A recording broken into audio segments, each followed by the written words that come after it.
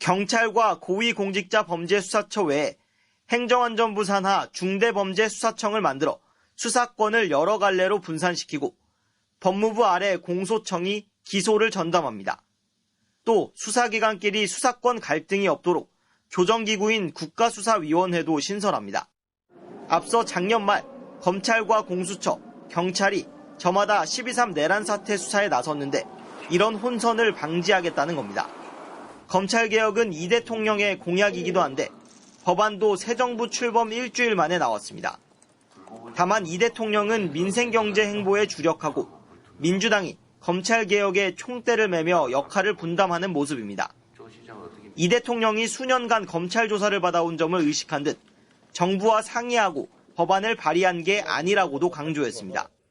다시 이제 정상화시키겠다라는 과정에 있는 것이지 이재명 대통령 수사와는 아무런 상관이 없습니다.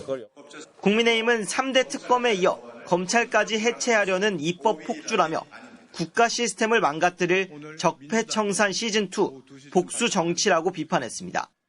민주당은 3달 안에 법안들을 통과시켜 검찰개혁을 완수하겠다고 예고했습니다. MBC 뉴스 김상훈입니다. 자, 그야말로 수술대에 오른 검찰 분위기는 법조팀 이준희 기자와 짚어보겠습니다. 이 기자. 네. 자, 그런데 검찰이 이번에는 좀 조용하네요.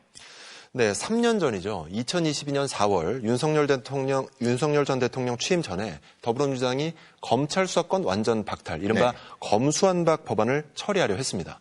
당시 검찰 내부망에 이 법안 처리를 비판하는 댓글이 100개 넘게 달렸고요. 일선 검찰청에서는 릴레이 검사회의까지 열릴 정도로 집단 반발을 했거든요. 그렇죠. 그런데 이번에 아예 검찰청을 해체하겠다는 법안이 나왔는데도 검찰 내부는 잠잠합니다. 오히려 새 정부와 코드를 맞추려는 움직임도 보이는데요.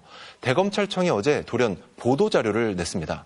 윤석열 정부 때 대통령실이 경찰의 인천세관 공무원 마약 밀수 연루 의혹 수사에 외압을 행사했다는 의혹을 규명하기 위해 합동수사팀을 출범시킨다는 내용입니다. 작년 7월에 불거졌던 의혹인데 수사는 지지부진했거든요. 네. 이재명 대통령이 이 의혹에 대해 상설특검이 필요하다는 취지로 말한 게 알려진 지 하루 만에 네. 대대적인 수사에 착수한 겁니다. 보도자료를 보면요. 새 정부 출범을 계기로 관련 의혹을 신속히 규명 이렇게 돼 있는데 네. 검찰 안에서도 무슨 사면 보도자료 같다. 수그려도 너무 수그리는 거 아니냐 이런 말이 나올 정도입니다. 수그리다.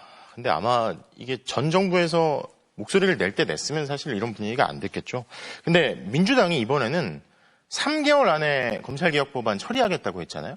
이번에는 진짜 하겠냐 했는데 정말 강도가 다른 것 같습니다. 네, 검찰 내부에서는 검찰 해체 법안이